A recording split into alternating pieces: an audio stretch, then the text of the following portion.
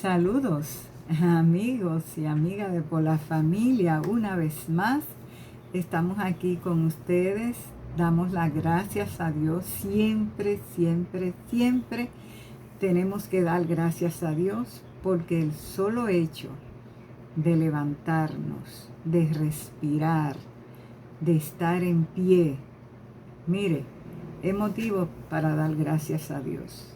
Muchos cumplieron años durante esta semana y uno fue mi nietogénito. Sí, porque si el primer hijo se llama primogénito, pues el primer nieto se llama nietogénito. Pues mi nietogénito cumplió años en el transcurso de esta semana, el 31 de agosto, una fecha muy linda, a mi primogénito Eric Manuel. Así que es un gusto saludarles, esperemos que estén bien, que el calor no les haya maltratado, no me canso de decírselo porque ha estado bien fuerte, pero queremos que podamos aliviarnos con las situaciones que están pasando y vivir un día a la vez. Hay muchas cosas que necesitamos procesarla y que a veces ni siquiera queremos hacer remembranza, hacer remembranza de ella porque son situaciones tan difíciles que a veces nos da brega procesarla con tantos casos y tantas situaciones que estamos mirando.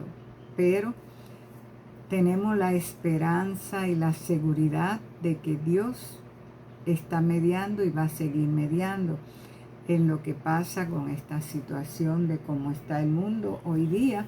Estuvimos viendo también de un terremoto donde hubo alrededor de 700 a 800 personas, decía la noticia del New York Times, de ese terremoto.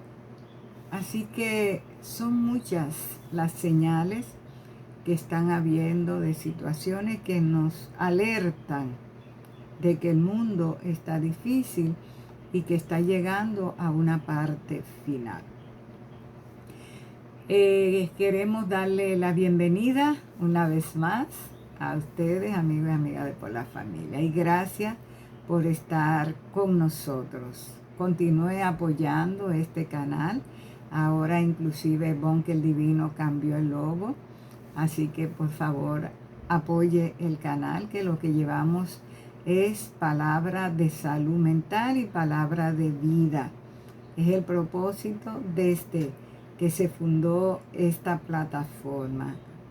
Así que hoy vamos a seguir conversando acerca de los trastornos de esquizofrenia. Estuvimos en el último segmento que estuvimos acá, la última intervención fue para trabajar acerca de los síntomas. Los últimos que estuvimos trabajando fueron los síntomas negativos y después los síntomas cognitivos. En el último apartado o segmento, esos síntomas cognitivos que estuvimos trabajando es cómo en la persona, me gusta decir la persona que tiene un diagnóstico de esquizofrenia, no el esquizofrénico, no el mongólico, no el autista, no, cada persona es un ser humano y el que esté afectado de una u otra condición no lo etiqueta como él esto, él el otro, no. Entonces estuvimos trabajando en el tercer grupo de síntomas que ataca a la persona que tiene diagnóstico de esquizofrenia y decíamos que ese tercer grupo son los cognitivos, esos síntomas cognitivos que se ven en signos. Les decíamos que los signos son los pequeñitos y los síntomas son los grandes, los que nos llevan ya a poder elaborar un diagnóstico. Mientras son síntomas, observamos y vemos cómo se va comportando el día a día. Pero cuando ya es un síntoma que va más allá del signo, ya tenemos que buscar ayuda rápida, y ahí es donde el especialista, el profesional, puede elaborar el diagnóstico. Entonces, 3 puntos principales que atacan en los síntomas de cogniciones son: atención. La atención, no es que usted me preste atención, sino está bien que preste atención y escuche, pero que se afecta la atención. ¿Por qué? Porque la persona no puede como que estar atento. Hablábamos de esa carencia de mostrar, de expresión del rostro, de la vista, de la mirada. Mucha gente dice, usted habla con los ojos. A mí me lo decían desde pequeñita. Esa muchacha habla con los ojos. Y decía un tío mío, esos ojos son peligrosos. Y yo entonces tenía que estar bajando la vista. Usted sabe lo que le hacen a los niños antes, que lo llevan hasta bajar su autoestima solo porque tienen ojo expresivo y bonito. ya no tan expresivo y bonito, pero caramba, ¿verdad?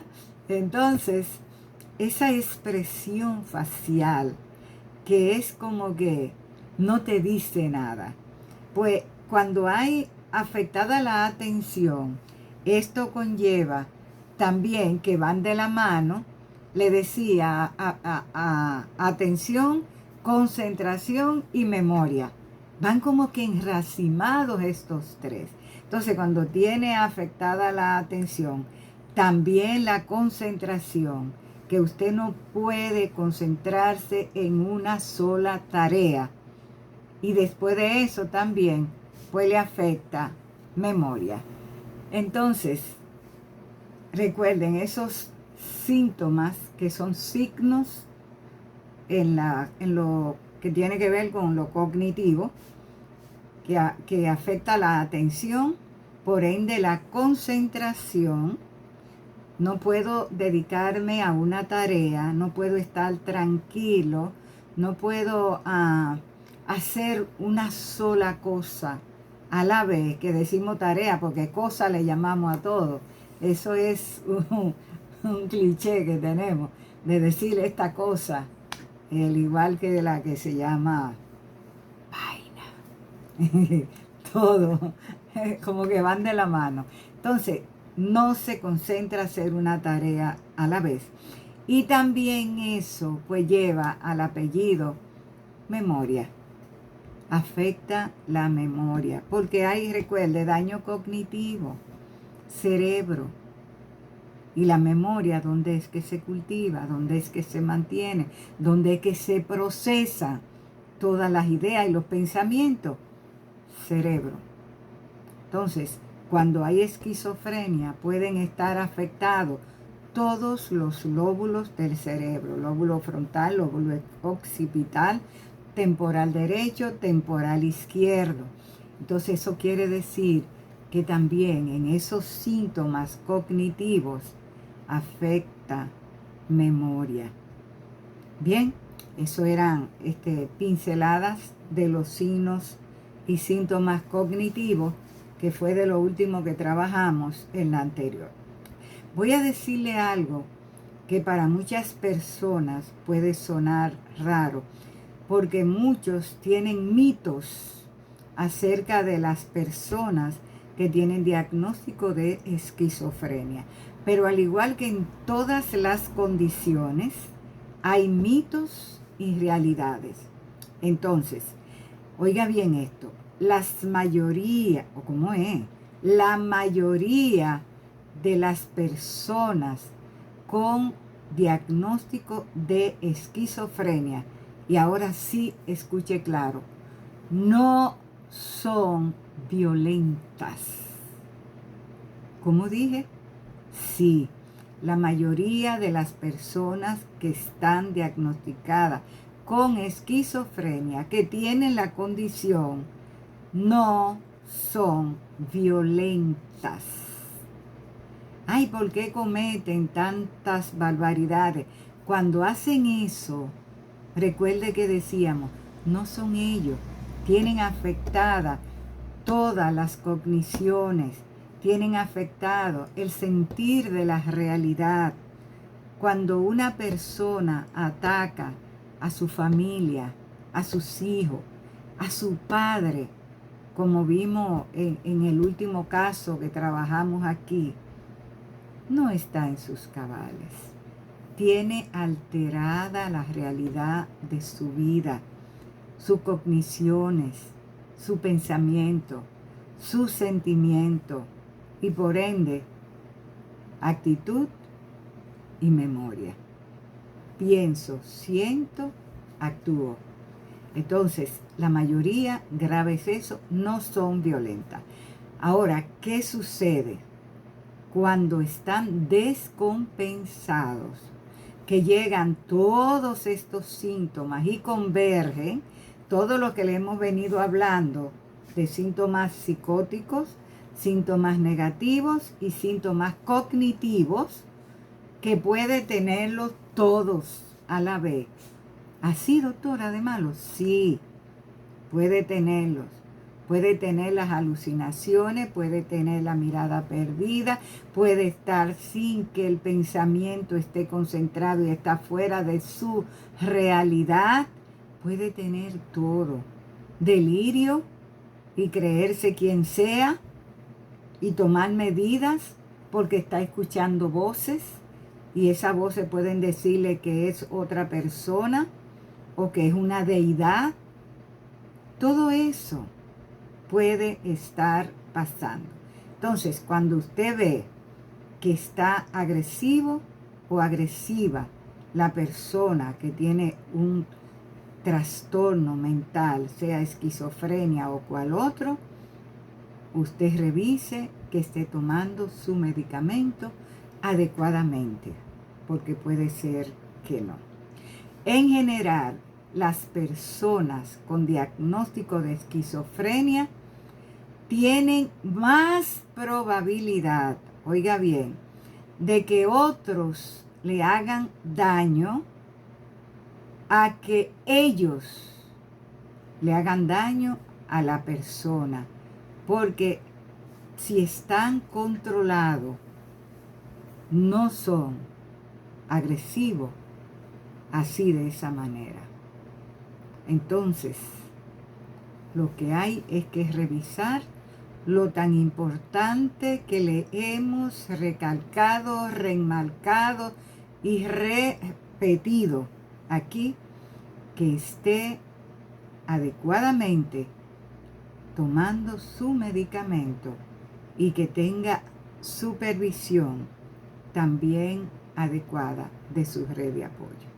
Para las personas con diagnóstico de esquizofrenia, el riesgo de hacerse daño o ser violento con los demás es mayor cuando la enfermedad no se ha tratado bien. ¿Escuchó usted?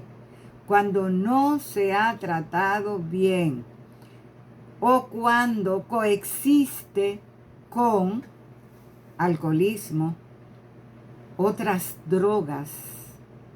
Oiga bien, entonces sí, esta puede ser una enfermedad peligrosa y la persona puede ser más peligrosa.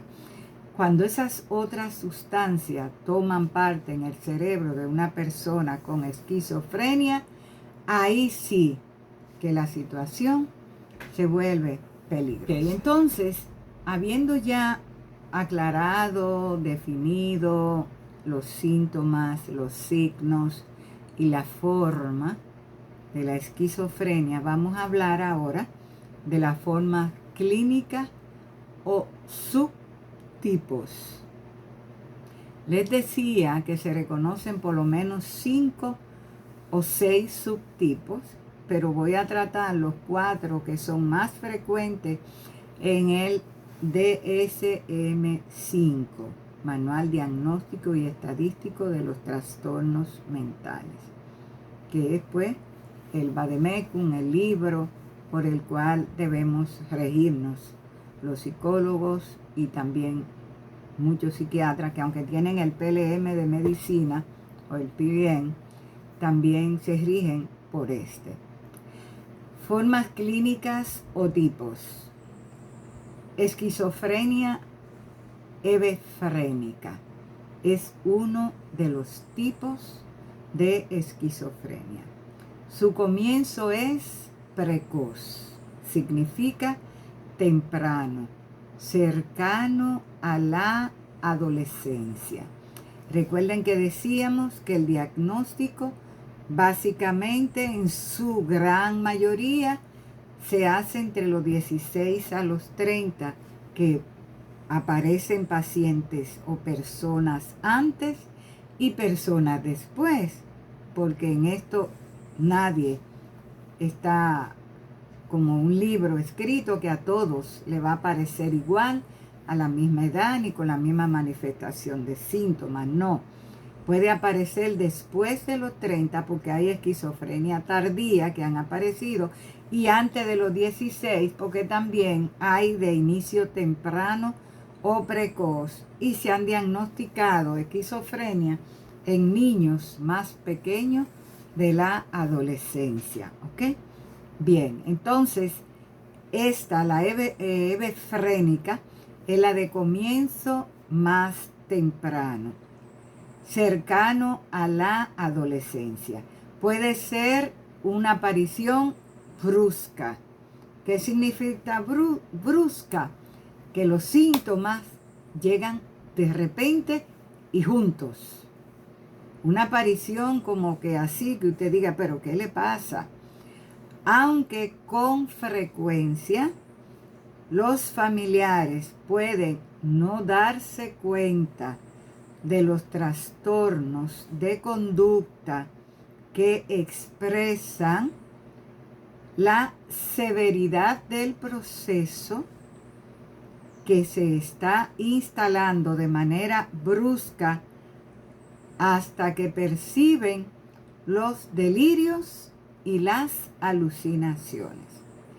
Y ojo con esto, por eso les señalaba y les he señalado cuando trabajamos siempre estos temas de salud mental y de lo que tiene que ver con los trastornos depresivos, que hay que conocer a la persona para poder observar su estado de ánimo, cómo está, porque por eso se llaman trastornos del estado de ánimo. Si está bien, si las cosas están iguales, si la persona está durmiendo bien, si está comiendo bien, si todo está pasando bien en la vida de esa persona. Es observar. Y hasta ahora la observación se dice que es una, o si no la más importante, significativa de las reglas que se usan para la investigación. Observar, porque usted va a observar todos los elementos. Inclusive puede que el sujeto, usted como evaluador, quede fuera de la observación, que usted vaya solo a describir lo que observa. Y si es que la persona tiene usted la oportunidad de hablar, solo va a describir ese verbatim, como lo dijo la persona, sin usted agregar, ni quitarle, ni ponerle. Entonces, es importante en la observación, porque cuando estos síntomas, cuando dice aquí del tipo hebefrénica, llegan bruscamente, y no solo eso, que es de aparición precoz. Dice que la persona, los familiares, pueden venir a darse cuenta cuando aparecen los delirios y las alucinaciones. Y cuando estos aparecen, ya usted sabe que se hace un poquito difícil y peligroso, porque esas alucinaciones hay que andar, mire, rapidito, porque hay situaciones que no esperan para luego.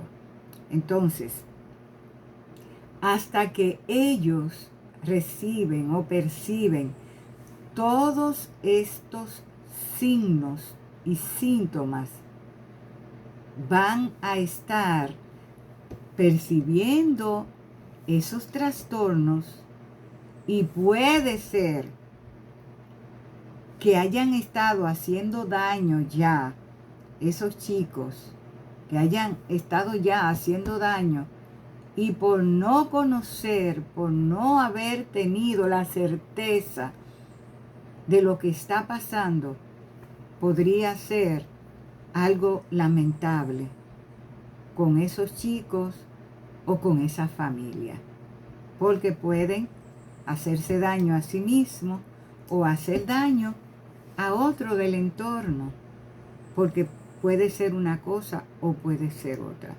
Entonces, por eso la observación es importante. Entonces, ¿qué debemos recordar de este tipo de esquizofrenia o subtipo hebefrénica? Una, que sus síntomas comienzan bruscamente. Puede venir atacando por todos los frentes. Dos, que la familia no está como que al tanto de lo que está pasando hasta que llegan las alucinaciones y los delirios. Recuérdese que hemos hablado muchas veces de las alucinaciones, que cuando usted vea, note, escuche que la persona está diciendo cosas fuera de la realidad, que está viendo, que está escuchando, que le dicen que haga esto, que haga aquello, de hacerle daño a otra persona, a sí mismo. Todo eso es una voz de alarma. Otra cosa que va también con el subtipo de la hebefrénica es el comienzo temprano, antes de la adolescencia.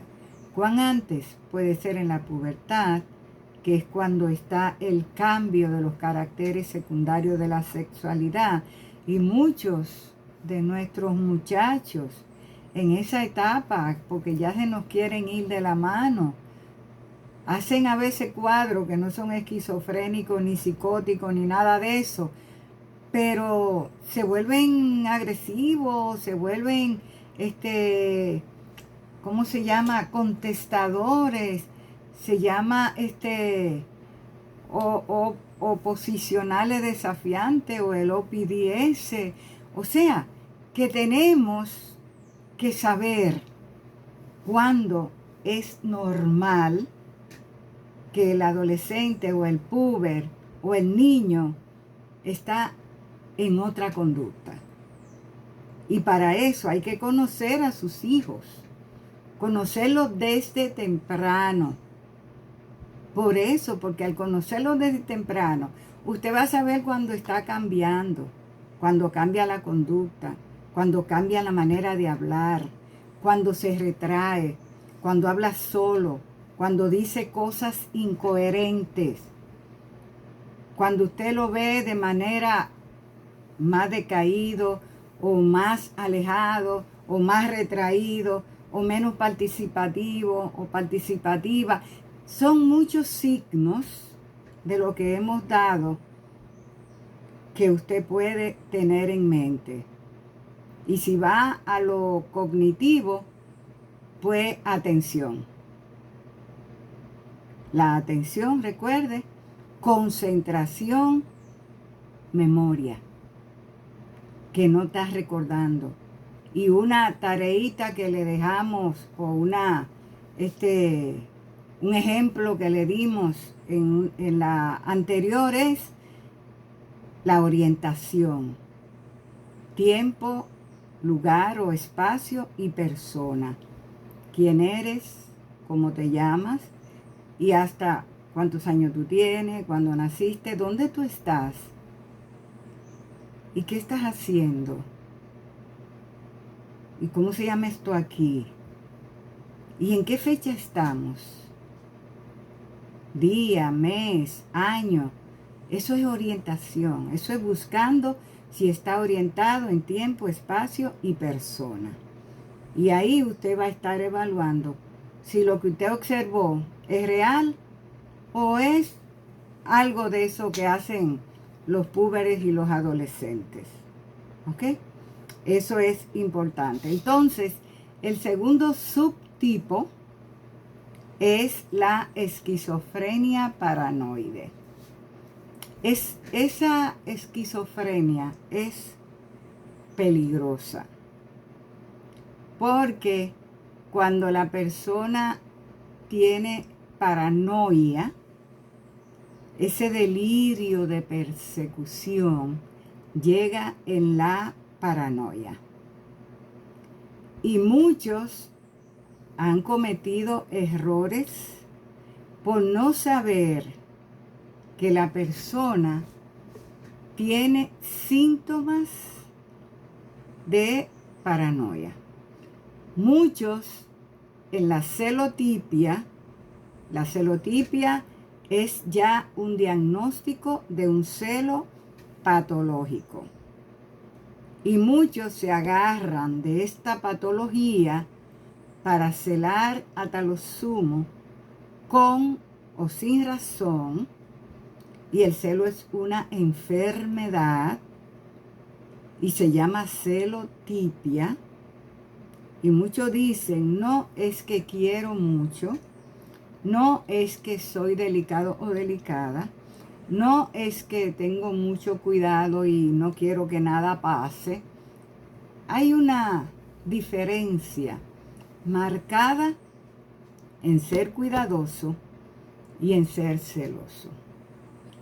Y en tener una paranoia que le anda detrás todo el tiempo, que ve sombra donde no hay nada.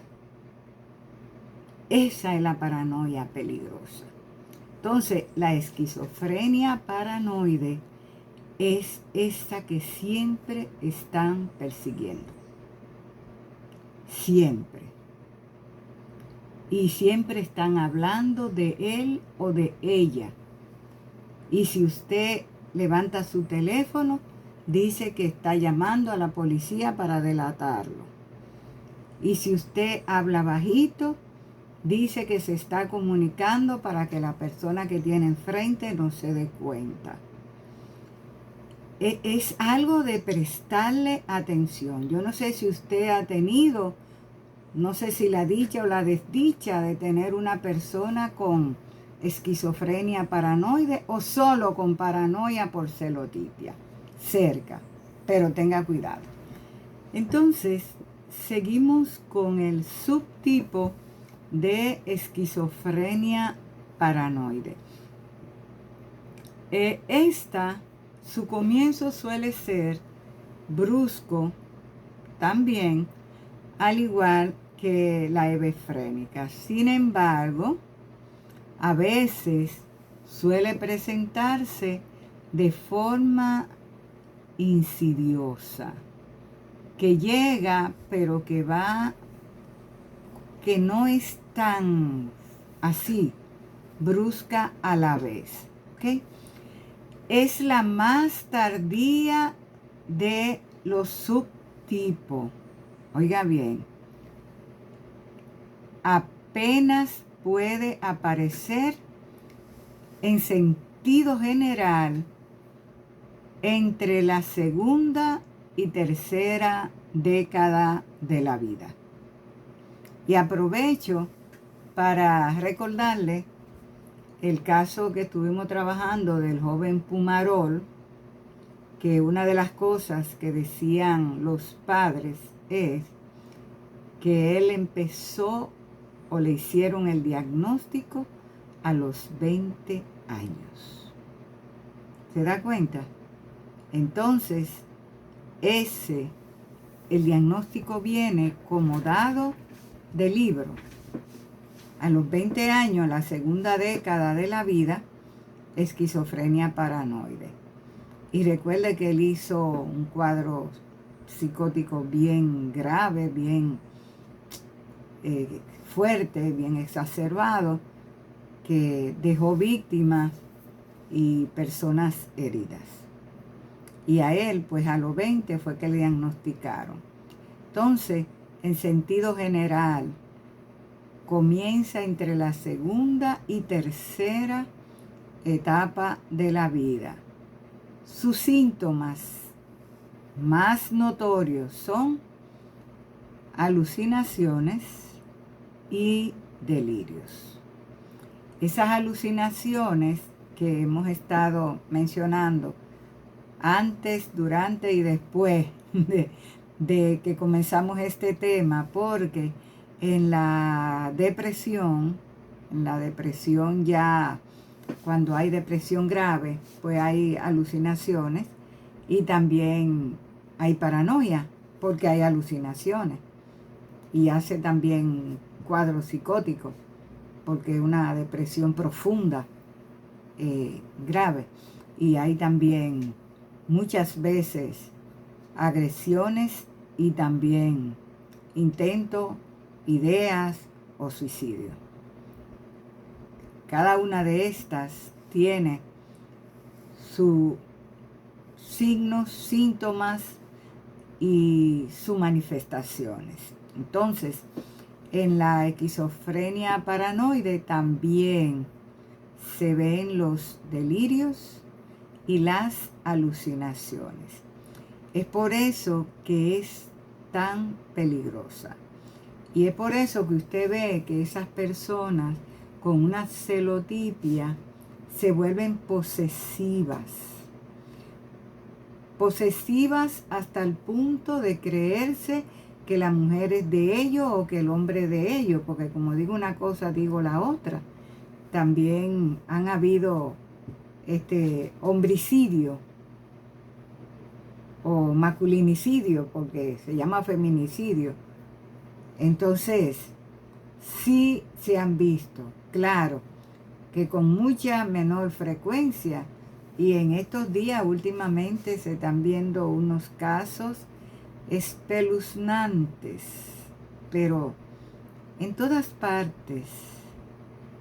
Últimamente he escuchado casos en Dominicana, aquí en Puerto Rico, en Estados Unidos. Justo antes de ayer habían podido agarrar, porque por las cámaras de los vecinos pudieron ver, constatar a ese señor que llevaba un saco con un bulto y lo llevaba arrastrando.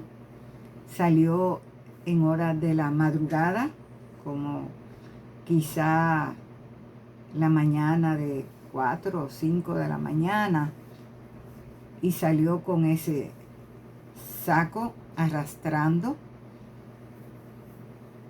y se fue y desapareció. Una vecina notó que la vecina no se sentía, no se escuchaba, no se veía. Nadie sabe dónde estaba la vecina. Y levantaron la voz de alarma, fueron a la policía y denunciaron que su vecina estaba desaparecida. La policía vino a la casa, tuvieron que abrir porque no había nadie en la casa. Y tristemente se dieron cuenta que ese saco que llevaba esa persona arrastrando era el cuerpo descuartizado de esa joven señora, una ex pareja de él. la llevaba en un saco para desaparecerla, que si no es porque dan la voz de alarma, no se dan ni cuenta. Y el mundo está así, el mundo está mal. Pero tenemos que trabajar para continuar ayudando a mejorar la salud mental y no enfocarnos en lo mal que está y en las noticias que se están dando, que son bien crueles y altas y cada vez pues mucho más. Tenemos que aferrarnos a la fe y a que el Señor nos colme, nos ayude para poder seguir ayudando a otras personas. Así que amigos y amigas de Por la Familia, continuaremos trabajando este tema. Queremos que el Señor les siga bendiciendo y prosperando. Nos vemos en la próxima intervención. Vamos a seguir con los subtipos de la esquizofrenia y ahí también pues luego vamos a estar trabajando lo que es la etiología, lo que son la prevalencia, diagnóstico y tratamiento para terminar el tema de la esquizofrenia. Hasta luego, que el Señor le bendiga. Un placer.